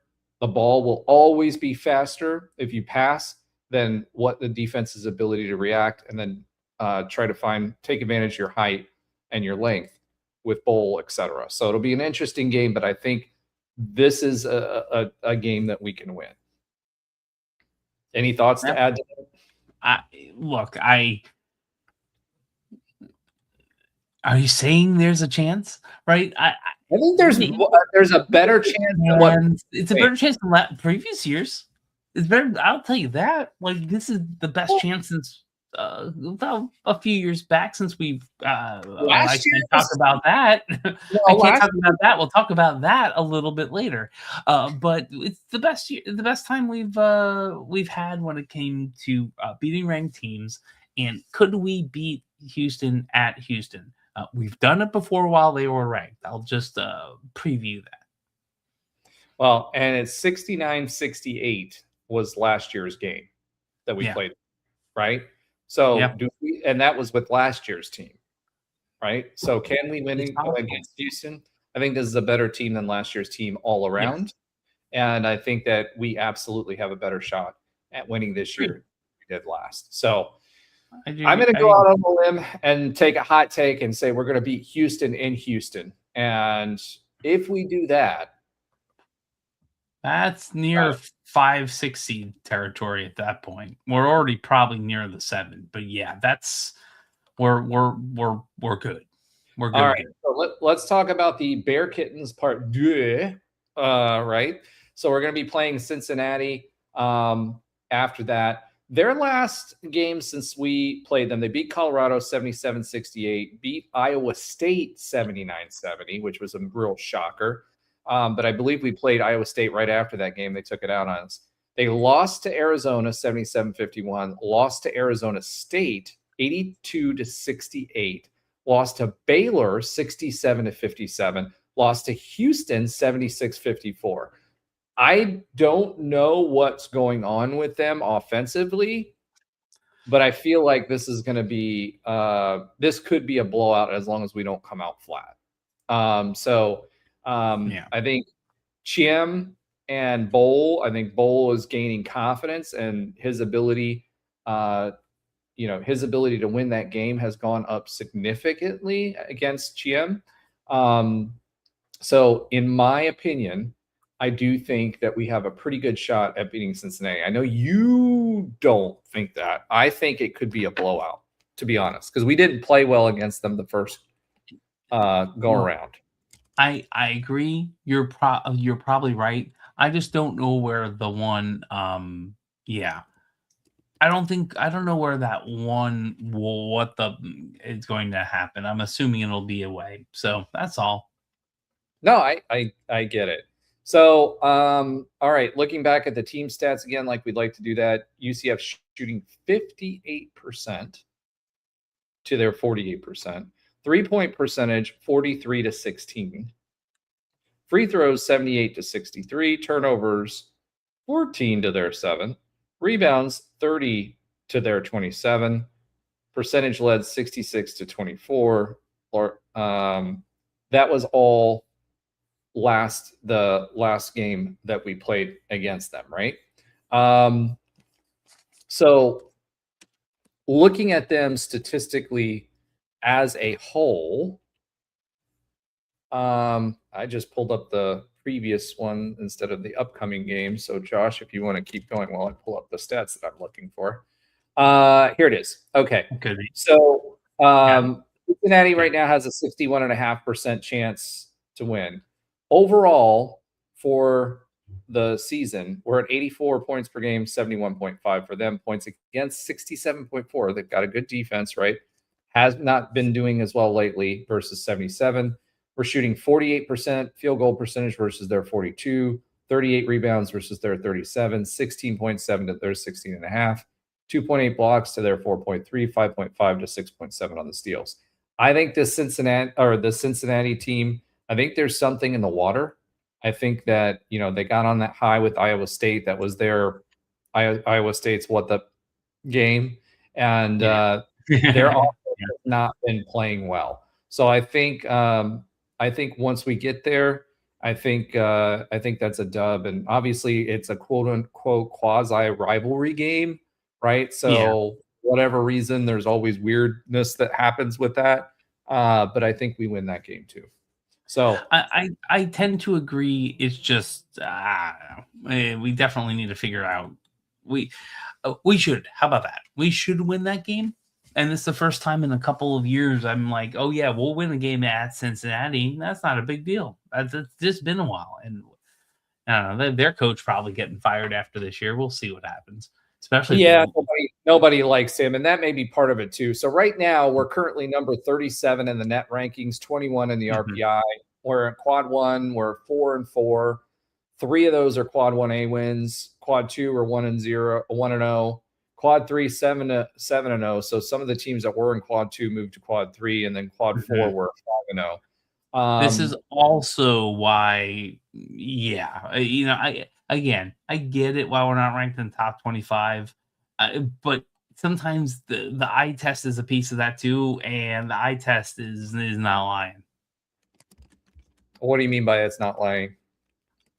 We passed the eye test if people are actually watching. Yeah. So going back to that Texas A&M, right now, quad 1 wins. They have 3. Quad 2 wins. They have 2. Pittsburgh and LSU. Which didn't we play Pittsburgh too? Are they our only quad? Yes, we played Pittsburgh and Daytona Beach on a neutral and beat them. Yes. Yeah. Quad 3, they've got 5 wins. And quad 4, they've got 7 wins. So maybe part of that is that quad 2. Their net is 35, so they're just 2 ahead of us on the net rankings. That could be the difference that would made the difference between us being ranked and them. As far as that's concerned, although we do have 1 more quad 1 and 1 more quad 1A win than they do. So I don't know. Yeah.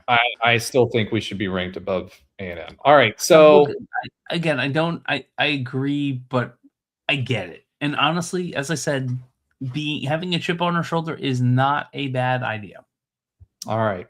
Let's go ahead and swim it. I'm going to give a quick UCF baseball update. UCF baseball is back in action, and Ben will be getting us our requisite interview. They had their scrimmage this weekend, black and gold scrimmage. So again, if you want to check out baseball and see what this year's team is going to be doing, check them out. We've got some pretty good players. We got a little bit of logjam at in the fielding position, often in the outfield. So it'll be interesting. The infield is pretty much locked up. We've got probably 3 or 4 weekday starters. So it'll be interesting to see who ends up, or weekend starters, and it'll be interesting to see who ends up the weekday starter. And then the other big thing for me is we seem to have a lot of good closers.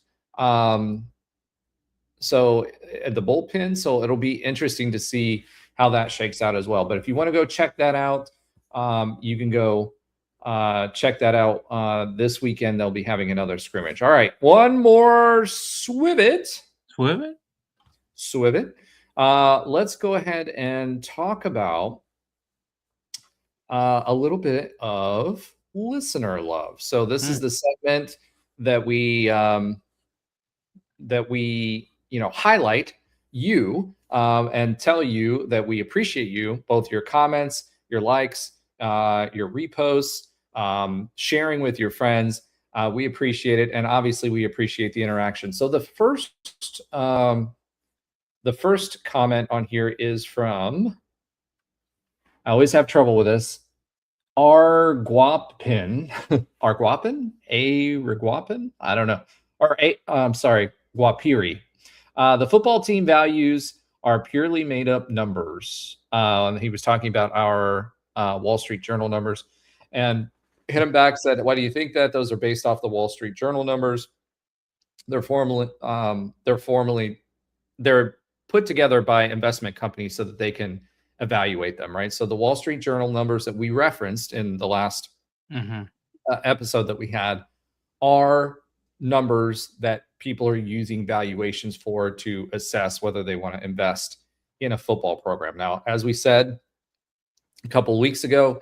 That number will go up this coming season, but for last year, that's what that was based off. Then we have Night U 1642. That's great to hear that UCF is finally bringing in revenue. Talking about how we mentioned that the stadium was income positive, and that we're actually bringing in money from the facilities versus others. Our response, it really is and offsets our smaller endowment. Again, we can't borrow from our endowment to pay for this kind of stuff. It's also why the TDT was so important. We would not we would not have the money, or we would be in a situation that someone else would be. Yes, we have less money, but we do have things like the TDT that we can use to offset it, at least for facilities.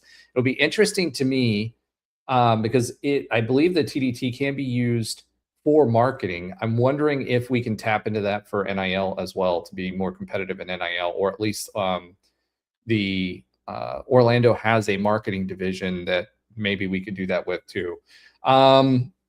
Matt the Cat 16 says basically perfect, almost, talking about your prediction. You've been pretty spot on this season with those, and I said it's the glasses. He's pretty good at it. Then we've got Doug Whalen 3189. He says, this is obnoxious. LOL. That's Josh for you, but that's why we love him. That was your video. I don't know why he thinks you're. I don't know. The dude's been on YouTube for 4 years, so I don't know if it's a bot or not. But all I know is this. Well, listen, Doug. At the end of the day, a comment means that you're actually watching our stuff. So yeah, Doug is not a bot. He's comments on other stuff. We appreciate his comments. I thought it was pretty funny. CS Go says, good luck to y'all today. UCF has quietly been putting together pretty solid teams over recent years. I remember rooting for them against the Zion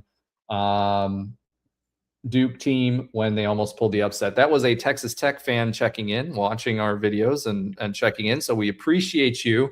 Our response, hey, thank you for the support. I know that your outcome wasn't what you hoped for, but Tech is solid and we needed it more than you did. Hopefully we get ranked. Thanks for the shout out. Yeah. So one of the things that I've noticed about this whole ranking thing this week is that the Big 12 fans have been rallying around UCF. So it's nice to have that one of us kind of mentality. That's not what we had in the AAC. When you have Kansas fans, storied programs like Kansas, and Tech fans and other people coming and saying, hey, when these were posted, hey, where's UCF? It's nice. I do think we have more kinship in this league than we've had in previous leagues.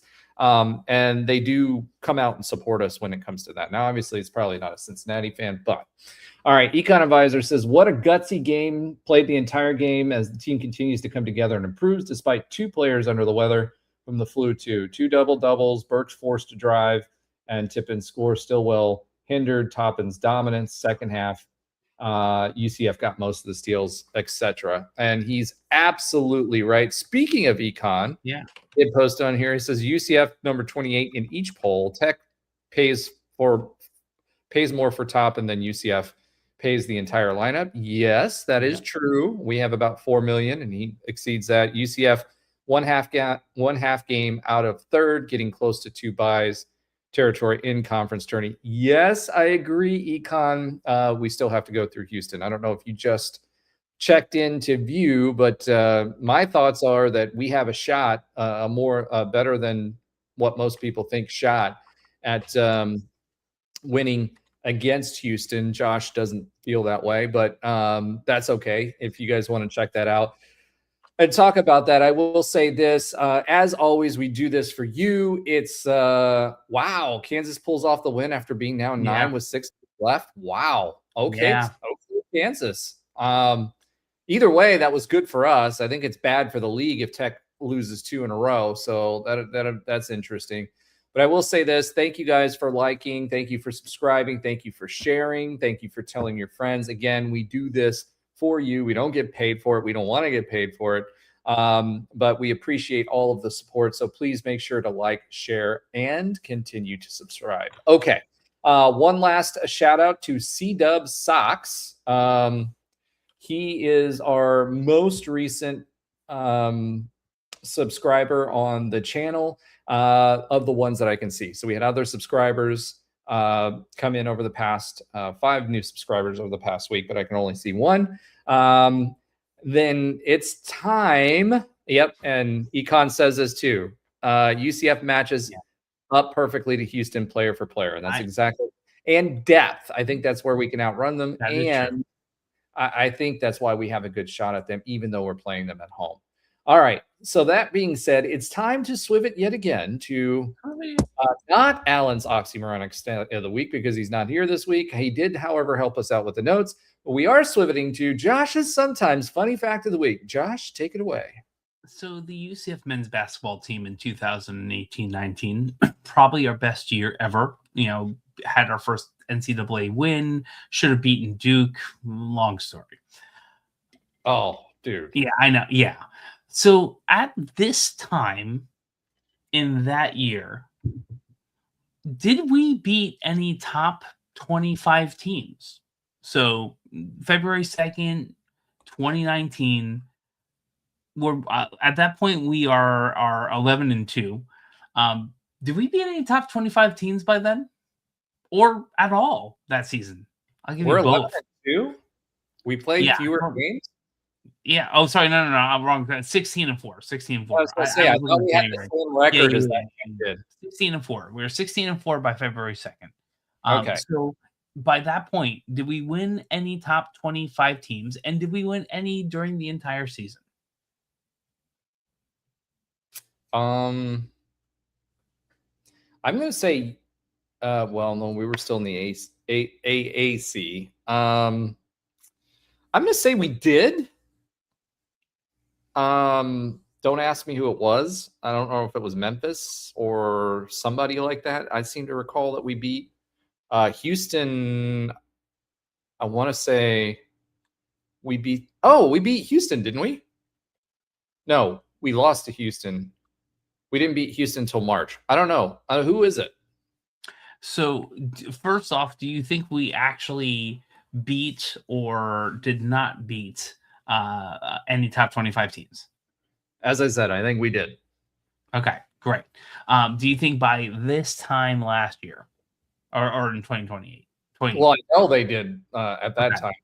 We actually, I will tell you, we did play our first top 25 team this week at that point and did lose versus Houston at home 77-80-68. So the answer is yes, we did beat 2 top 25 teams and we beat them in back-to-back. That was the last time we beat Houston at Houston. To my quick while they were ranked, to my quick knowledge, that was a 69-64 win at Houston, and we the next game beat Cincinnati at home. Unfortunately, that was our last win until the NCAA tournament during the regular season.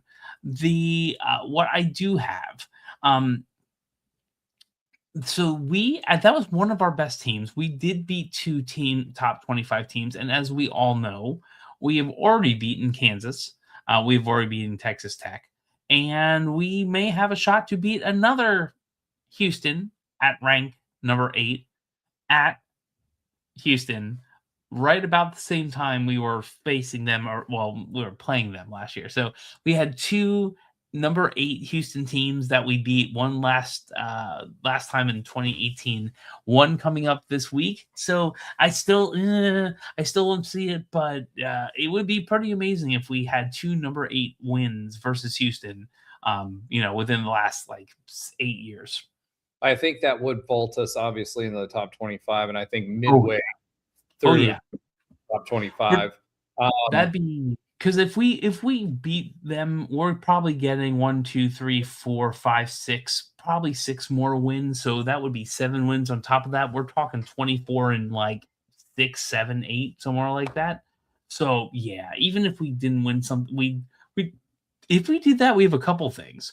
One, if we actually win how we should, we're going to be in that first 8 teams, which I believe gets us $1 million for next year. It does. 1. So that's 1. 2, we probably get a decent seed and a bye in the conference format, which I don't know if we've ever had, period. I don't know if we've ever had a bye in a conference format, but I need Alan for that. And then we're probably in the 5-6 seed range, which is really, I want to try to, I want us to get out of the 7, 8, 9, definitely out the 8, 8, 9. 9. 7, 9. okay. Yeah. But Like 6, 7, I'm good. Sorry. Yeah. I had to do it. I know. So I was going to do it before. So yeah, that's our fun fact. All right. So just a reminder, depending on which poll you look at, right now we have 3 top 25 basketball wins this season so far. Yeah. That's crazy. Yeah. And we're 20 games in, right? So that is absolutely crazy. All right. Let's go ahead and swim it yet again to a quick update on other UCF sports that Alan and Andrew do not watch, and probably Trey too, but that's okay because they're winning. All right, go ahead, John. Yeah. I mean, it's getting a little nuts. So let's talk about the women's basketball team. We'll start with the team who is not winning. Since we last chatted, they lost 3, but I get it. They lost to number 14 Baylor 48-73, number 9 TCU 50-68, and Iowa State 52-65. So we are only, with all of that, only 6 games back from first place, baby. And we are not last in the standings. I think it's Houston and Arizona all only have 1 win. There's being objective. There's about 2 winnable games left without an upset. That would probably be Cincy, who has 3 wins, and Houston with 1. But unfortunately, none of those teams are this week. We have a game versus Utah at home this Wednesday, February 4th at 7 p.m. Then the Knights are off to Stillwater as they face the Cowgirls of Oklahoma State, which is what is on their documentation. They say Cowgirls. They are the Cowgirls of Oklahoma State on Saturday, February 7th at 2 p.m. Eastern. Back to the winners and possible winners. The number 9 men's tennis team is 7-0. Okay, so since the last time I did this, they beat number 19 Southern Cal 4-0, and they beat them out west. This is just amazing. They beat number 21 Oklahoma 4-3 in a nail biter at the ITA kickoff, and then they beat UF. Number 18 UF in Lake Nona in Orlando 4-2. I think that was like yesterday. It was today, and it was the 3rd time in a row that we've beaten the Gators. So they're probably going to cancel that. Exactly. Everything else when we start beating them on a regular basis. Well, when you have something like Lake Nona where the USTA play, we end up getting a lot of great teams. Yeah. It's an advantage, and we also get a lot of people who want to come up here. So coming up next is Miami, who's coming to Lake Nona this Friday, February 6th at 6 p.m. Then we get to the ITA Indoor Championship for 4 games next week. And I think it's like the 13th, 14th, 15th, 16th, like 4 in a row. Gonna be interesting. This team is more than legit. Well, and I think, and they're not only legit this year, but they're going to be legit for years to come because they had the number 15 recruiting class in the country this year as well. So, and it's not like the men are the only amazing team. Our number 25 women's tennis team, we did go to ITA and did lose to number 18 UCLA 1-4, but then we beat Marshall 4-0 the next day. Last week, we beat FSU at home 4-1. We had no tennis this coming week with a real South Florida doubleheader going to FIU and Miami next week. We also have that is the indoor track and field. They visit so distance is visiting Gainesville, and sprint hurdles multis are visiting College Station both this weekend, starting on February 6th.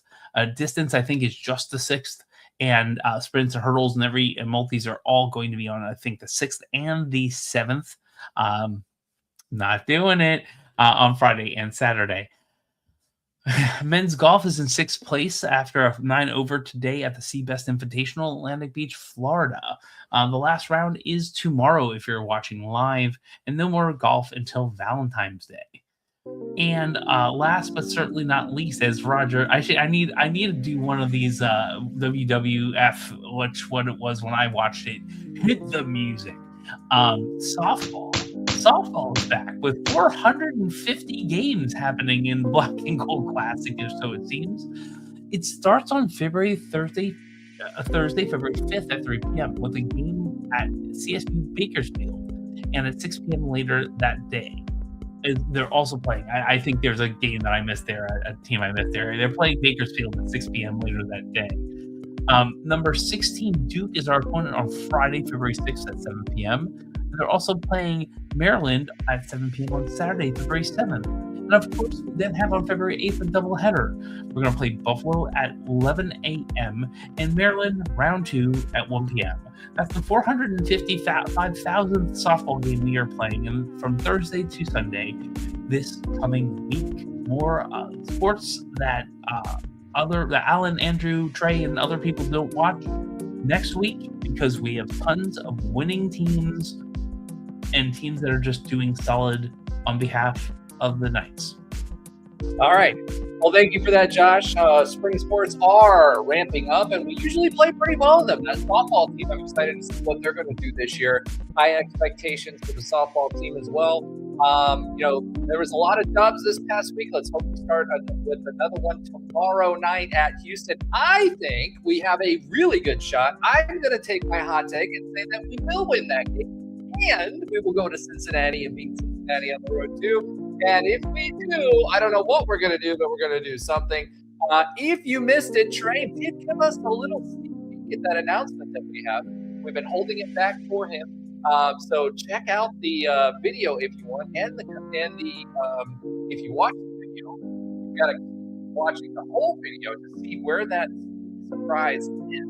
If not, and he's okay, we're going to go ahead and share that next week. So super excited for that.